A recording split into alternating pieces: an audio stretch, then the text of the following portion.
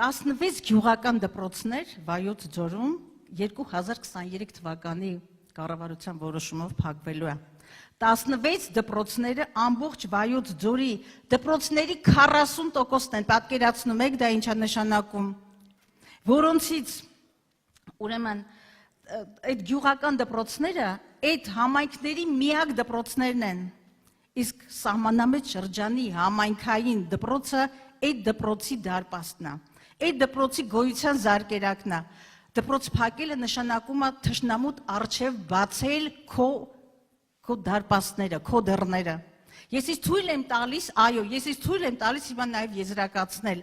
թե ինչի են դատարկում, իսկ դա դիտավորյալ դպրոցների գյուղերի դատարկումը, ինչու են դատարկում այդ գյուղական բնակավայրերը եւ ում համար են դատարկում։ Ես կարծում եմ դուք դա շատ լավ հասկացաք։ Դեմոգրաֆիկ վակուում առաջացնել եւ ում համար, որի առաջ բացում է դռները։ Մեր գլուխները հարթուկում են արդեն 5 տարի 300 դպրոց 500 մանկապարտ է սուտը, մի հավատացեք, ընդամենը կառուցել են 102 դպրոց։ Ռոբերտ Քոչարյանի իշխանության շրջանում կառուցվել է 150 կառուցվել եւ հիմնանորոգվել է 154 դպրոց։